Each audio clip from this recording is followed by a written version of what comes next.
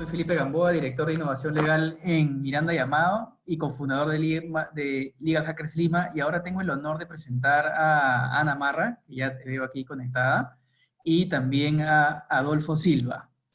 Ana y Adolfo son codirectores del Legal Management Program de la Pontificia Universidad Católica de Valparaíso en conjunto con Thomson Reuters. Y a mí me gusta decir que en realidad son precursores de la innovación legal, ¿no? Porque ese es uno de los primeros espacios desde los que se habla de ese tema en nuestra región, ¿no? Ana además está conectándose desde Madrid, casi siendo las 3 de la mañana, lo cual es una muestra de su generosidad y entusiasmo por querer compartir lo que sabe, ¿no? Es además una de las figuras globales más reconocidas en Legal Project Management, casi sinónimo de Legal Project Management. Y la logística será la siguiente. Vamos a arrancar con una presentación de Adolfo de 10 minutos, seguida de una presentación de Ana también por 10 minutos. Y luego de ello vamos a dar espacio a las preguntas. Así que arrancamos contigo, Adolfo. Adelante, buenas noches y muchas gracias por acompañarnos. Bueno, buenas noches. Muchas gracias, Felipe. Muchas gracias por la invitación a ti, a Lorena, también a la decana O'Neill. Viendo el desafío, porque fíjate que estamos en un momento futbolístico.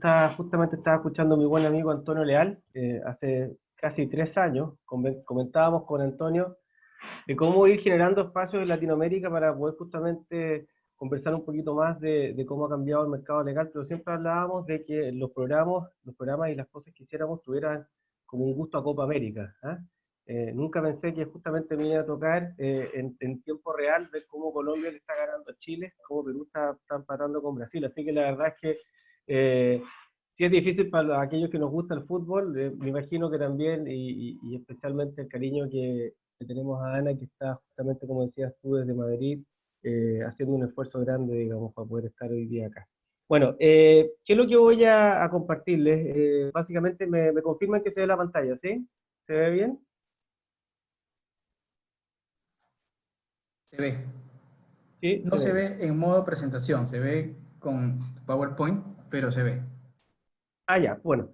Ahí como presentación, yo básicamente lo que quiero hacer en estos 10 minutos es poder generar un espacio de reflexión. Claro, el evento se llama Abogados del Futuro, pero yo creo que para poder hablar de abogados del futuro, de hecho en el último pasado, cuáles son los abogados del presente y sobre eso poder construir hacia los abogados del futuro. Bueno, justamente es la tónica que nosotros tenemos en el Legal Management, que ya va a su 4ª versión el próximo año. Entonces, claro, hablar de abogados del pasado es probablemente un sinónimo en países como el nuestro de unas figuras parecidas a las que tenemos en pantalla. Fíjense, yo traje aquí una norma del Código Orgánico de Tribunales. No conozco la norma que está vigente en Perú, pero me imagino que es bastante similar. Los procesos, ¿cierto?, de codificación del siglo XIX daban cuenta de que básicamente los abogados, al final del día, eran una representación bastante parecida a lo que podemos ver en la primera lámina, ¿cierto? Una prestación de servicios de carácter personalizada, individual, donde básicamente además se da cuenta de una importancia de lo que tiene con los papeles, ¿no? De la materialidad de los papeles, y por cierto, de los cuales los abogados lo que hacemos básicamente es cumplir estas 4 funciones. Abogar, defender los intereses de las partes, poder negociar, aconsejar y gestionar. Eso, claro, uno podría decir, son los abogados del pasado. Fíjense que esta norma que está vigente en Chile y que imagino que es bastante parecida a la que hay en el resto de los países de Latinoamérica, da cuenta de esta estructura. Y esta estructura que viene del siglo XIX es parecida a la que estaba de antes, del siglo XVI, XVII, XVIII. Entonces, la verdad es que si uno dice abogados del pasado, bueno, podríamos preguntarnos cuáles son los abogados del presente. Y aquí viene un poco la reflexión hacia dónde yo quiero llegar, y obviamente después espero que podamos generar el interés necesario y que puedan llegar las consultas y podamos conversar un poquito. Yo creo, y recogiendo un poco lo que estaba en el panel anterior que comparto, de que claro, nosotros estamos como abogados del presente como una suerte de momento viviendo, justamente siendo partes del cambio. Fíjense que aquí he agregado un par de figuras. Lo primero que está acá en la lámina da cuenta de algo que es bastante particular, que los abogados y las abogadas somos bastante parecidos. Tenemos características, un pensamiento lógico que nos hace bastante similar. Entonces, probablemente si conversáramos con algún colega del siglo XIX y les dijéramos cuáles son las funciones que estamos cumpliendo, a priori probablemente nos van a decir que no son tan distintas, pero obviamente le vamos a tener que agregar cosas que difícilmente un abogado del siglo XIX entendería, como esto de los rankings, ¿cierto? Los rankings internacionales tan necesarios para la prestación de servicios jurídicos por parte de las oficinas y también muy importante obviamente para los clientes, que son las fiscalías, digamos, los departamentos legales de las empresas. Ranking que, por cierto, tampoco nos escapan no solamente las oficinas de abogados, sino que también las escuelas de derecho. Y probablemente tal vez le diríamos qué pasa con el tema de las redes sociales, una cosa bastante novedosa, pero muy importante, ¿eh? No hay que perder de vista aquello. Ahora, si bien es cierto, esta es la mirada, podríamos decirlo, evidente, yo en cambio creo que si quisiéramos hablarle a este abogado del pasado, a mí me gustaría mostrarle esta lámina. Esta lámina, yo a donde voy trato de poder compartirla, es una lámina que ustedes se pueden dar cuenta, no es una lámina jurídica, ¿ah?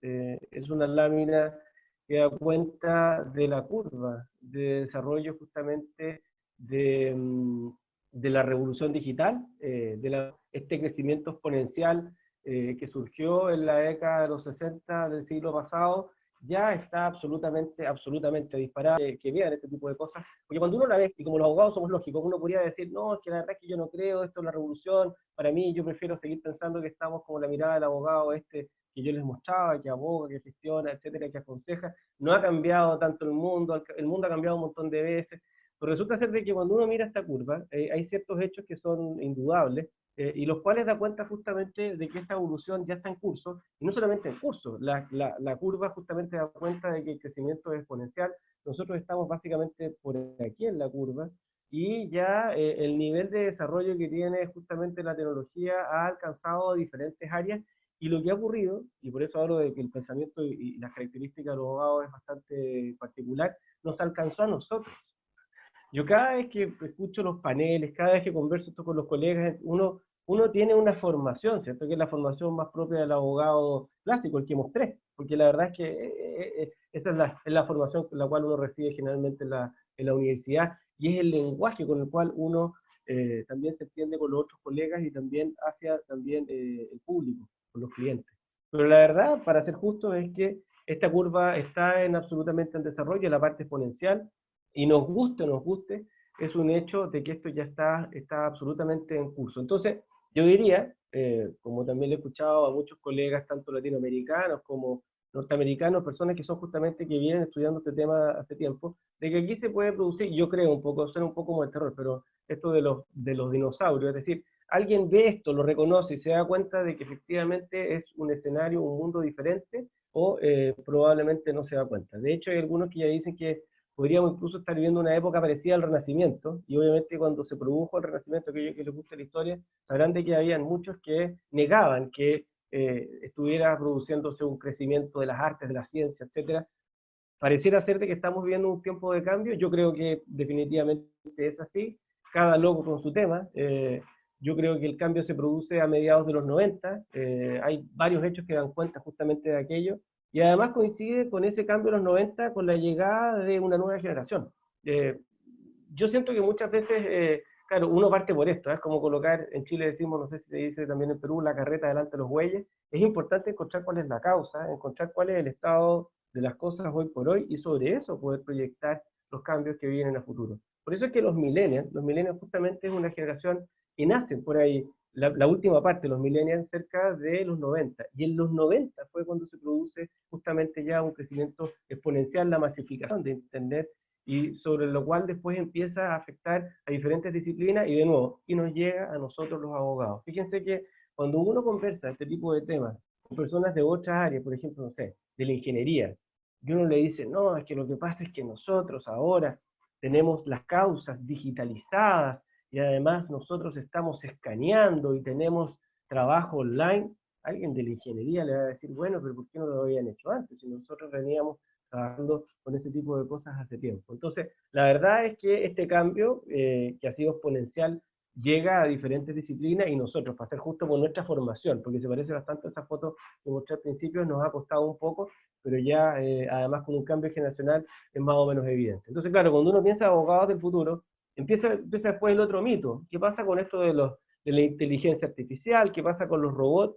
La verdad es que hay que entender de que lo que va a hacer la llegada, digamos, porque ya está, ¿cierto?, de la inteligencia artificial al ejercicio de la profesión, va a ser básicamente poder hacerse cargo de aquellos procesos legales, de aquellas asesorías que sean estandarizables. Eso está ocurriendo, por eso es bueno mirar a otro lado, con otras disciplinas, y obviamente hay algunos que se podrían sentir amenazados, porque la verdad, en todas aquellas prestaciones jurídicas donde el abogado o las abogadas no entreguen un valor, no hagan un valor agregado, obviamente que van a estar amenazadas porque ya existen y van a existir con el desarrollo de la inteligencia artificial y la llegada con cada vez más fuerza de lo que tiene que ver con la tecnología, prestaciones de servicios jurídicos y lo que estábamos viendo, gestión, asesoría, obviamente y consejos que los van a poder entregar los robots. Por eso es que es tan importante tener esta construcción y no, y es un poco lo que pasa con la pandemia, hay que ver una mirada que sea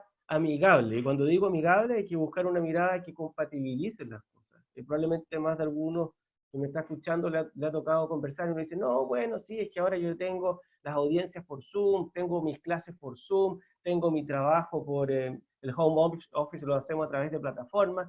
Entonces uno tiende a pensar de que es como blanco y negro. Yo diría que no es así, hay un gris muy interesante que justamente se da con el caso de los robots y con el caso de la inteligencia artificial. Hay que mejor decir, bueno, de qué manera eliminar tal vez tareas tediosas, que sean al final del día comoditizables, que sean repetibles y que obviamente un robot lo pueda hacer en un tiempo más eficiente. El objeto de que nosotros dediquemos el tiempo donde podemos agregar justamente valor, donde no llega la inteligencia artificial. Una cosa interesante y necesaria, y es una tarea pendiente que tiene que ver obviamente con la llegada al mundo en general, al mercado legal, y más que la llegada, la consolidación de las mujeres en el mercado legal, es una tarea pendiente, es un tema que está obviamente está sobre la mesa y sobre el cual hay que seguir trabajando. Lo digo a propósito de algunos rankings, ¿cierto? Que todavía hay una tarea ahí pendiente para poder lograr. Ahora, eso desde el punto de vista de un análisis casi antropológico de cuáles son las características de los abogados. Pero, y aquí voy a dar un paso más allá, y justamente es el paso sobre el cual nosotros venimos trabajando. Claro, es re fácil decirlo ahora, la verdad es que ha sido un trabajo, bueno, Ana ahí me puede confirmar, llevamos ya 6 años trabajando con esto, sino más, y obviamente que el tiempo nos ha permitido tener un buen claustro docente, el tener alianzas internacionales, con referentes de Australia, de España, de Estados Unidos, y es por eso que, claro, nosotros hemos ido trabajando y seguimos trabajando esta línea de lo que se denomina el T-shaped lawyer, o el O-shaped lawyer, al cual va a hacer referencia a Ana, y lo cual básicamente se ve reflejado, y aquí aprovecho de comentarle obviamente a los estudiantes y a los colegas que nos están escuchando, en el desarrollo de áreas que complementan, ¿cierto? Cuando hablamos del pilar sobre el cual se va a estructurar obviamente el abogado del futuro, o más que el abogado del futuro, es porque como estamos en el presente, de las cosas que se van a demandar a propósito del cambio, ¿cierto? De la revolución digital, van a ser abogados que tienen que saber derecho, porque la base obviamente está, así como probablemente un agrónomo tiene que saber de agronomía, o alguien de botánica va a tener que saber de botánica, etcétera. Pero se agregan justamente otro tipo de habilidades que complementan. Y esas habilidades están, también yo lo escuchaba con algunos panelistas, con nociones que vienen de otra área, ¿cierto? Como lo que ocurre con el management, la aplicación del management al ámbito legal, el poder gestionar, ¿cierto? El poder también acercarse a la tecnología, y bueno, aquí Felipe es referente como representante de Legal Hackers, ahí hay obviamente un mundo sobre el cual hay que seguir trabajando, pero también hay otras áreas. No olvidemos la importancia que tiene el legal design de cara, obviamente, por la parte de la innovación, y también de cara con justamente la prestación de servicios novedosos. Probablemente ustedes lo saben, hay estudios que dan cuenta de que se van a crear una cantidad de empleos de aquí a los próximos 50 o 100 años, mucho más de aquellos que incluso van a dejar de existir, y bueno, obviamente ahí está el desafío.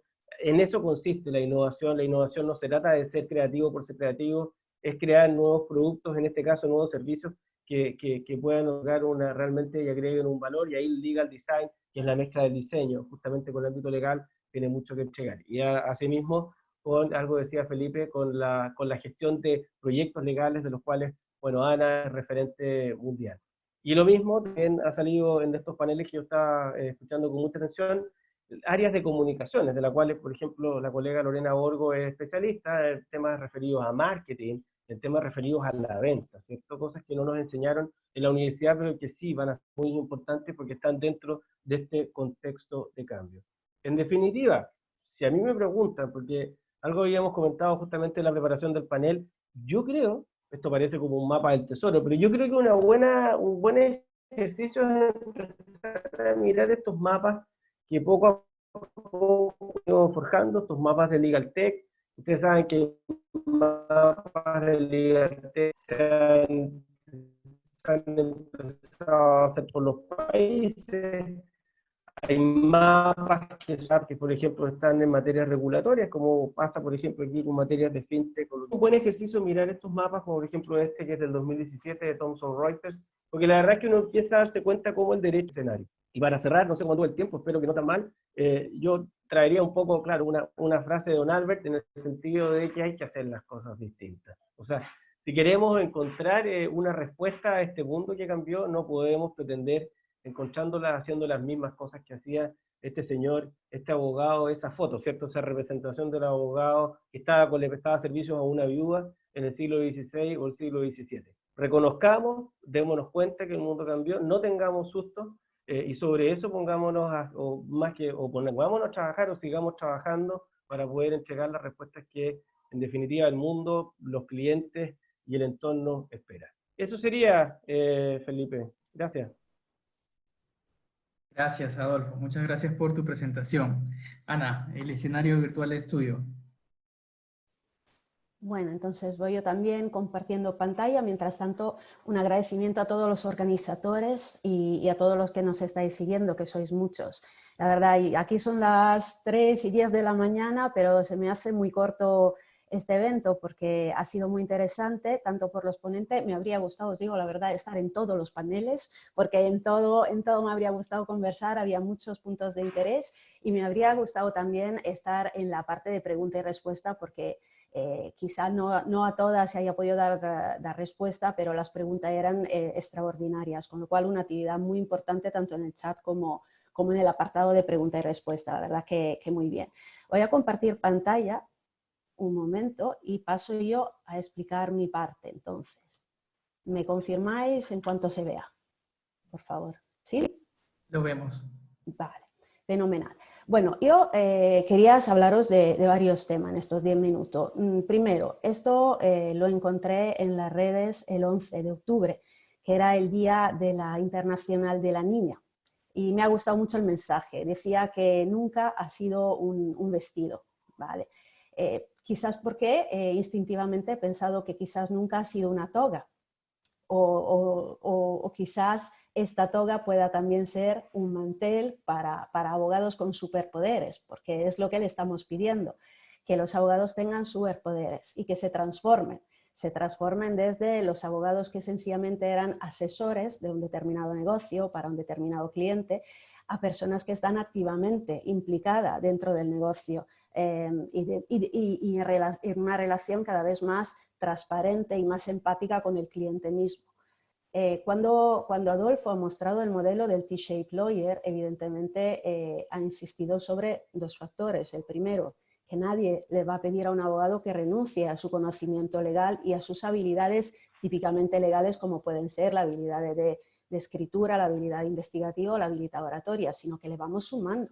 Y quizás por eso necesitamos un mantel, porque le sumamos muchos requerimientos, desde el Design Thinking, la Data Analytics, Technology, Process and Project Management y evidentemente conocimiento del negocio. Pero lo que me sorprendió, y la verdad que desde años defendemos este modelo del T-Shape en nuestro programa El Diplomado, y yo personalmente estoy en tema de innovación y del EPM desde 10 años, lo cual dice mucho sobre mi edad, así que no comentámoslos demasiado, pero sí que ya van 10 años en eso de experiencia y de intento, ¿no? de compartir una nueva filosofía para el abogado del presente, del futuro, también del pasado en estos 10 años.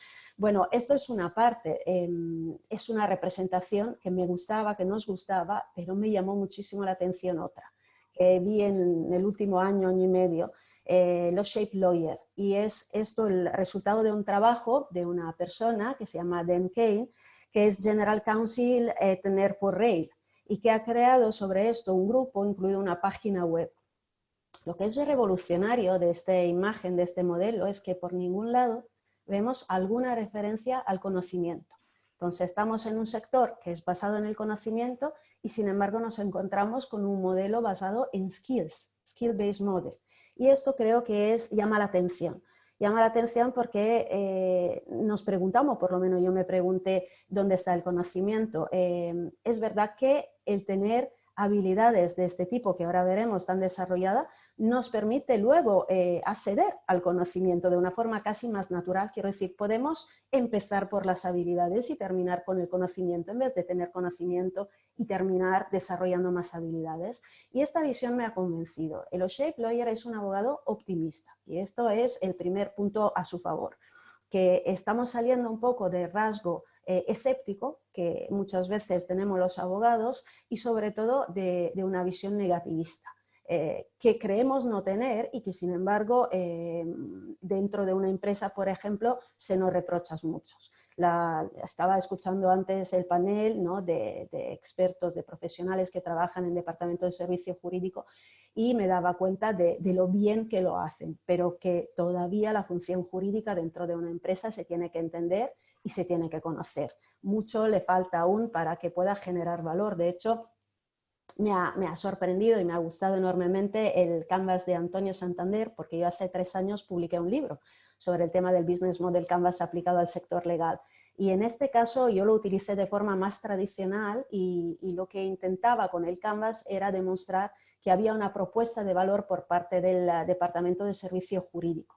Y que esta propuesta de valor era, en primer lugar, el Departamento de Servicio Jurídico quien la tenía que diseñar. Quiero decir que a veces somos nosotros desde un departamento los primeros que tenemos que definir nuestro valor para que los demás lo puedan entender.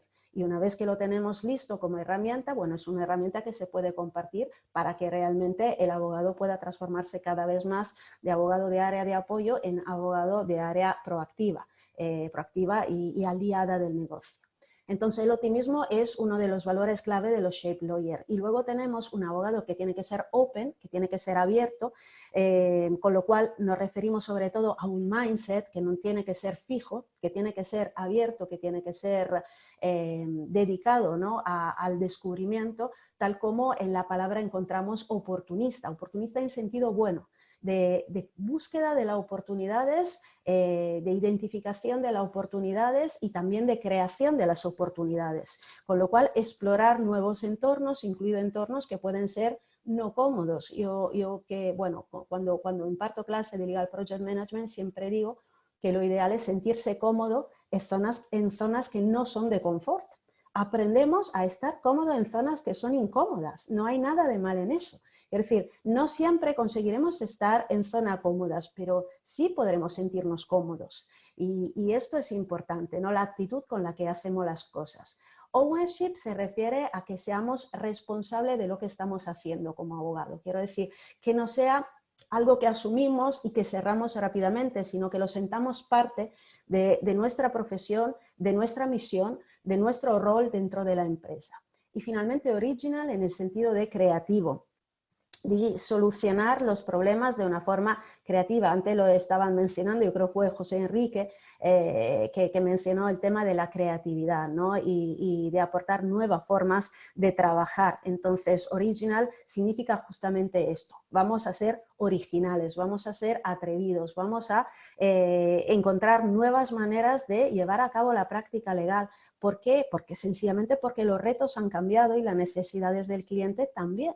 Entonces, tenemos que intentar acostumbrarnos a muchos conceptos. Ahora, sí que es verdad que como antes a los abogados nos atraía el latín, yo la verdad que estudié latín y griego en las escuelas y todavía tengo recuerdo bueno, cariñoso de ambas, pero ahora nos sentimos atraídos por el inglés. Entonces, en las redes, sobre todo, estamos empezando a ver conceptos como learnability, ¿no? La capacidad de aprender, como si fuese además un concepto nuevo. Y en esto también tenemos que tener atención.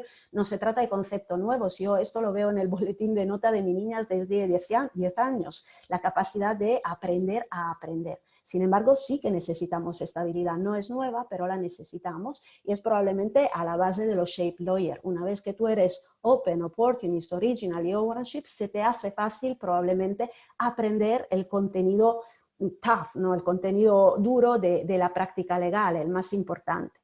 Entiendo que es una visión un poco revolucionaria y no se está costando mucho, pero también es oportuno, yo creo, hablar de estos tipos de modelos porque estos sí nos hacen salir de nuestra zona de confort y nos invitan a razonar sobre conceptos diferentes, ¿no? Y a ver, porque al final todas las ponencias que hemos tenido iba también de skills, iba también de conocimiento, iba también de perfilar el nuevo abogado, de rediseñar el derecho, de rediseñar el ecosistema jurídico. O sea que estamos en un momento enormemente atractivo. Yo creo que no lo podría ser más para un abogado. Yo hace 15 años, cuando, bueno, yo estoy licenciada en Derecho, soy abogada en Italia, porque soy italiana, y luego hice otro tipo de estudios porque me interesaron más en aquel momento, estudios internacionales, de política internacional, derechos humanos y así a seguir. Y bueno, luego me he ido interesando mucho a la gestión de proyectos y en eso me he quedado, en exportar la gestión del proyecto al sector legal.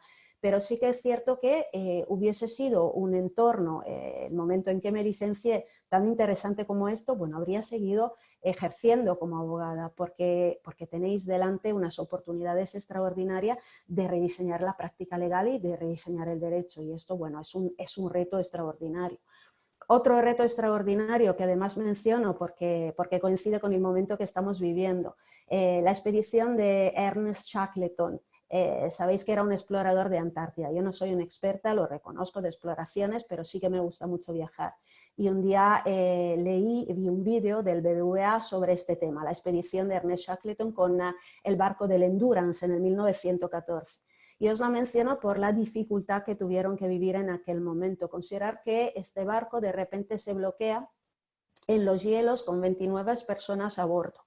Los hielos llegan a destrozar el barco. Llega un momento en que todos, marineros y exploradores, tienen que bajar del barco y empezar con sus sacos a dormir justo encima, ¿no?, del agua helada y a comer focas y pingüinos, que era lo que estaba disponible en aquel momento. Imaginaros la leadership de Ernest Shackleton, que en ningún momento se ha desanimado ni ha hecho desanimar a los suyos, motivándole constantemente durante un lockdown de 16 meses. Ellos sí que vivían un lockdown verdadero, si nos enseña quizá a quejarnos un poco menos de lo que estamos viviendo.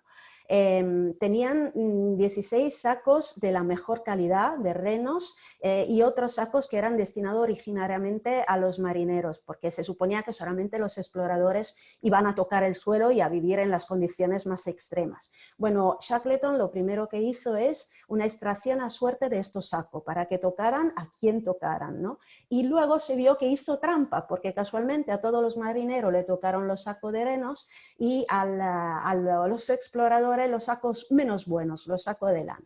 Y lo hizo porque los marineros no estaban motivados como los exploradores. Habían aceptado la misión por un tema de dinero y en eso estaban pensando, en sobrevivir, en salvar sus vidas y en volver a casa.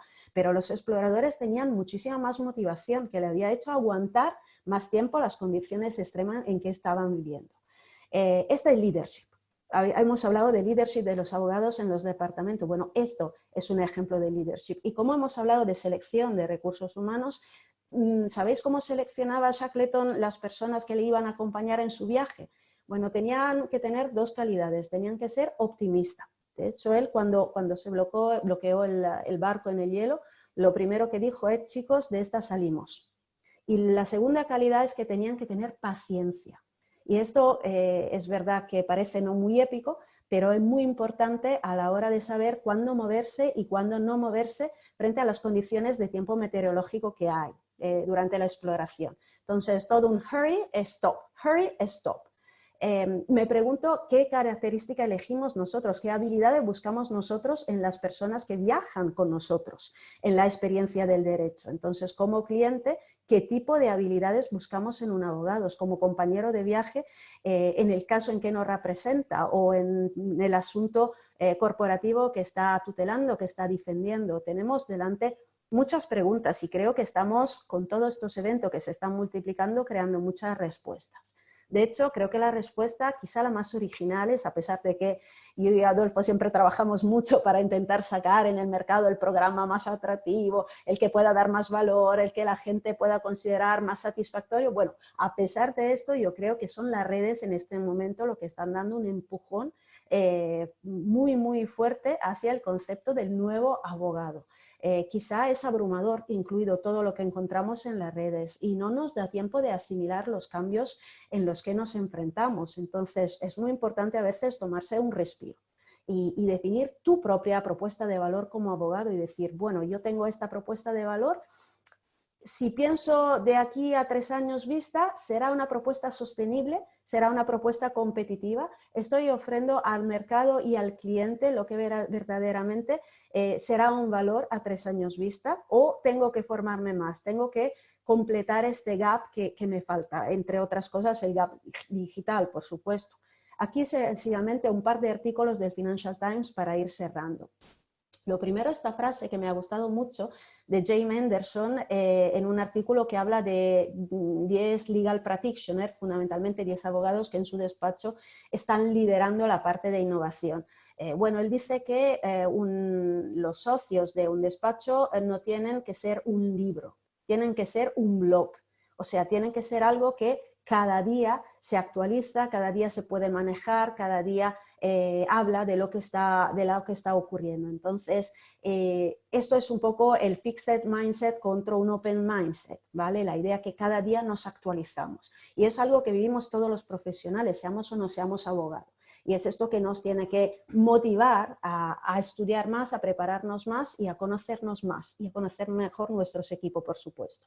Estos profesionales, hablando de equipos, son los que colaboraban sobre todo en equipos multidisciplinares y eso es fundamental. Hablamos tanto del abogado, pero estos superpoderes que le estamos dando sí que sirven de algo, pero también no está solo. Hay otros superhéroes con él. Y estos superhéroes pueden ser ingenieros, pueden ser diseñadores, pueden ser matemáticos, pueden ser filósofos, pueden ser expertos de IT, pueden ser muchas cosas, pero no estamos solos. Es un ecosistema que admite la diversidad, que busca la diversidad, que necesita la diversidad.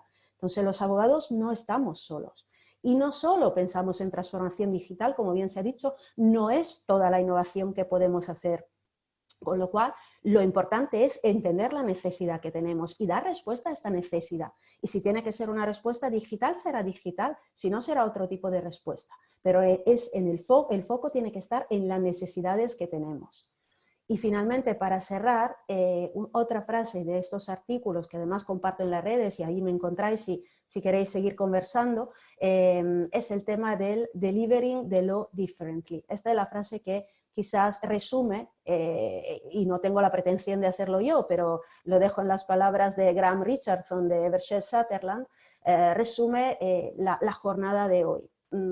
Sencillamente se trata de hacer el derecho diferente, de hacerlo de forma diferente, de practicarlo de forma diferente.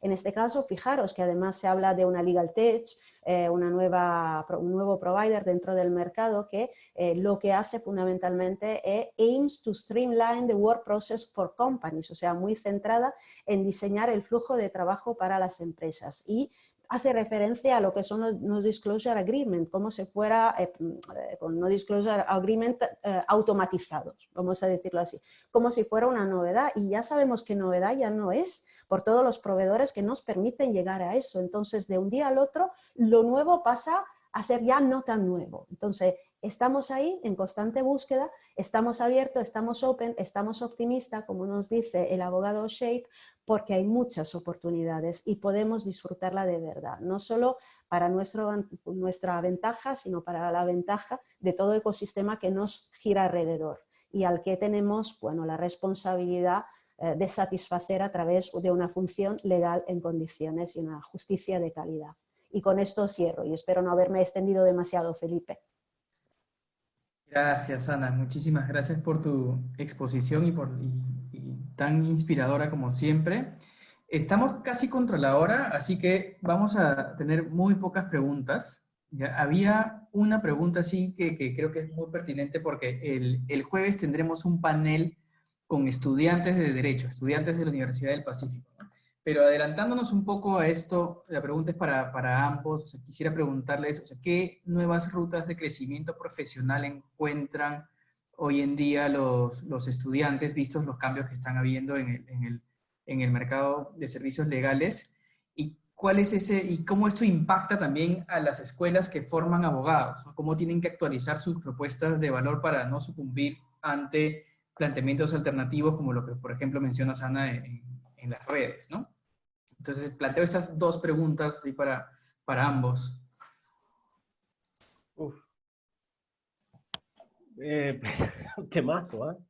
Es complicado porque, claro, porque estábamos hablando que nosotros somos del presente, ¿ah? Entonces, cuando tú estás en el presente, tienes que ser capaz de entender de que hay muchas personas que entienden que, como yo mostraba, la figura del abogado del pasado está perfecto y que no hay que cambiarlo nada. Y por otro lado, te vas a encontrar con algunos que probablemente están mirando más allá y que ya quieren, obviamente, avanzar o dar 4, 5, 10. Entonces, 10 son más. Entonces, aquí lo que yo diría es que al estar en este momento de cambio, el desafío está justamente en poder generar esta compatibilidad entre lo que es el conocimiento jurídico, pero sin que ello deje de estar conectado con lo que está ocurriendo con el mundo, ¿ah? Las escuelas de derecho de todo el mundo tienen una estructura, como yo les decía, son todos los abogados más o menos parecidos, pero el desafío está en ir incorporando estas materias de qué manera, desde,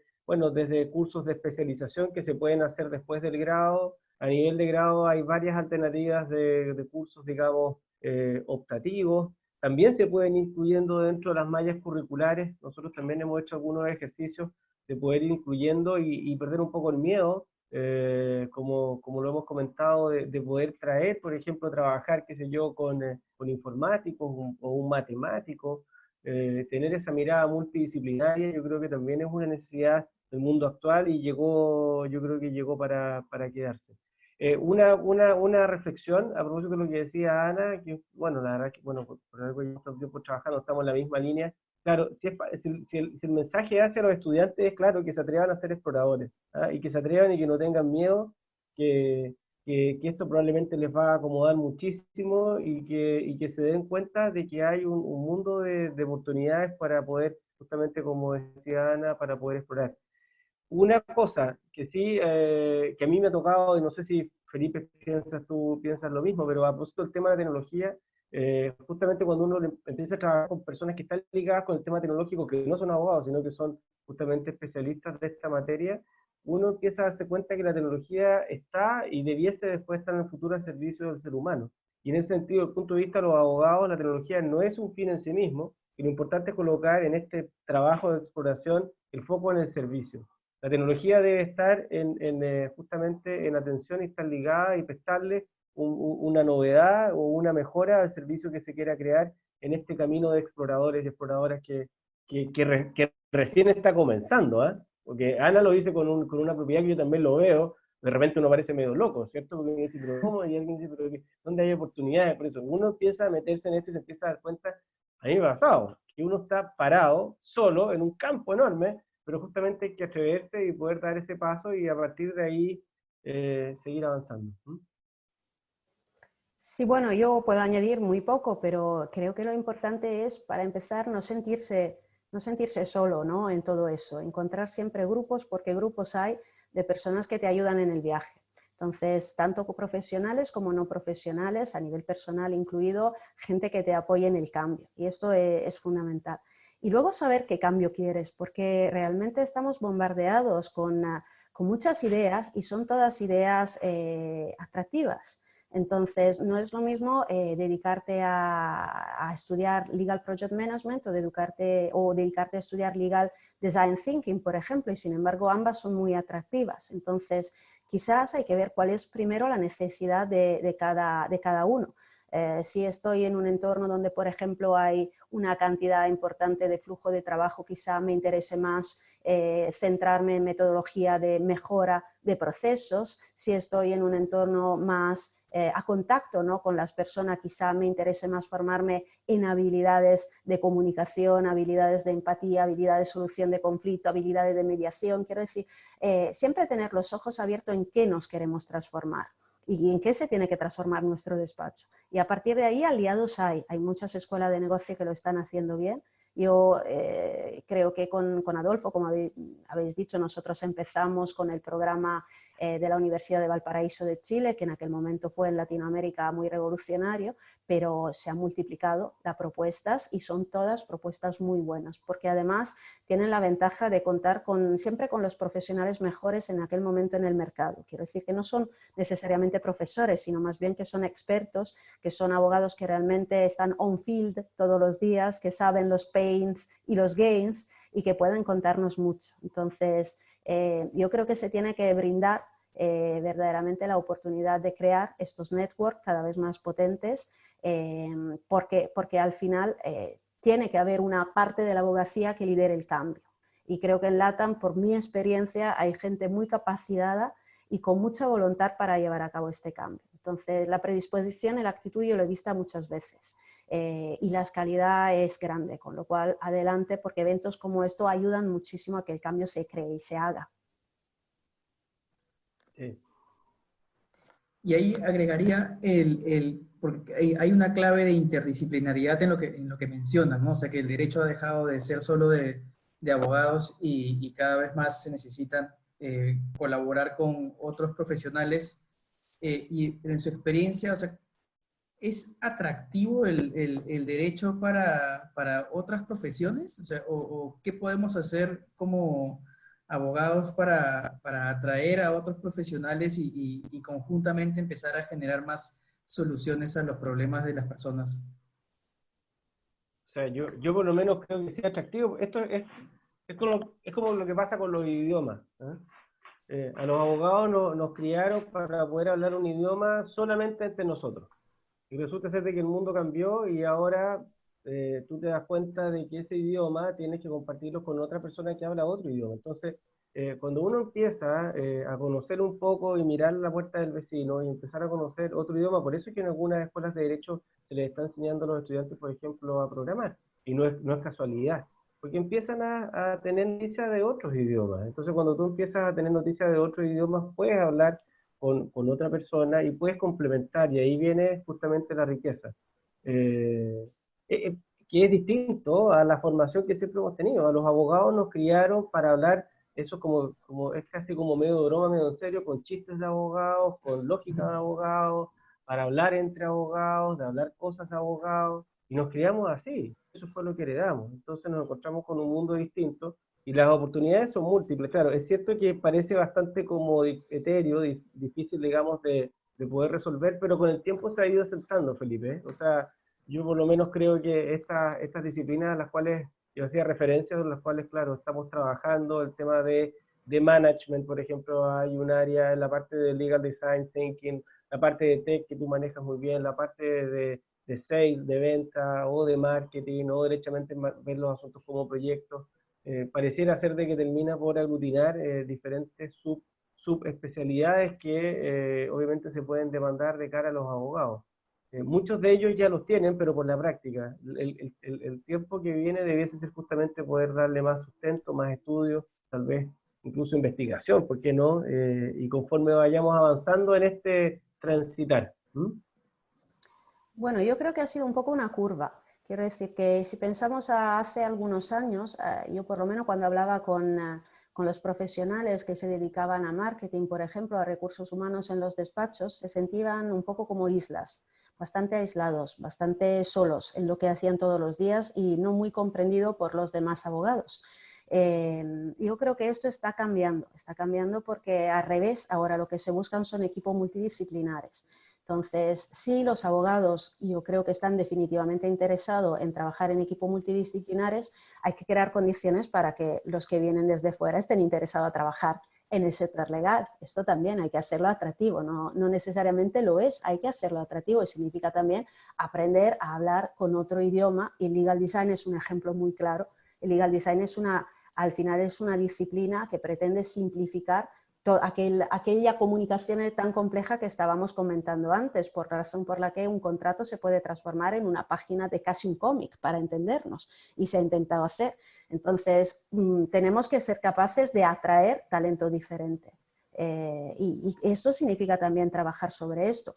Yo soy Global Advisory Council del International Institute of Legal Project Management, sé que además participará una colega, Kat Moon, en las próximas sesiones. Bueno, este instituto yo creo que ha tenido un mérito importante. Lo primero, de certificar a Legal Project Managers a nivel mundial, cuando todavía esta certificación no existía, refiriéndose al sector legal, pero de admitir que pudieran ser Legal Project Manager también perfiles no de la abogacía, sino de gente que había trabajado con otro tipo de profesionalidad en un entorno legal. Entonces, conseguimos certificar también estas personas para crear realmente equipos de profesionales preparados para trabajar y enfrentarse con los retos de la práctica desde varias perspectivas, colaborando el uno con el otro. En el legal design es fundamental que esté un abogado, pero que esté también alguien de marketing o de diseño, si no, no lo conseguimos. Gracias. Perdona, Felipe, perder el susto, porque bueno, Ana decía ella, imagínate en el caso mío, soy profesor y soy doctor en Derecho, una cosa de lo más tradicional, pero cuando me toca investigar o cuando tengo que ver las cosas de mi disciplina, en temas de libre competencia, hablo de libre competencia, después tengo que exponer. Cuando tengo que hablar cosas de Derecho comercial, hablo cosas de Derecho comercial, pero un poco perder el miedo y colocar tampoco, porque tampoco se trata de olvidarse del derecho, el derecho va a estar, es la base, pero el complemento, si en el fondo es un complemento necesario para el tiempo que nos toca vivir, eso es. Gracias, ha sido para mí un honor moderar este espacio con ustedes, que además han sido mis profesores en el Legal Management Program. Y la conversación, hoy día eso es todo por hoy, ¿no? Pero la conversación continúa con el hashtag Abogados del Futuro. Hemos tenido picos de más de 660 conectados solamente en Zoom, más otros cientos en Facebook. Y los invito a conectarse el día de mañana también desde las 6 para hablar de justicia y legal design. Muchísimas gracias y buenas noches.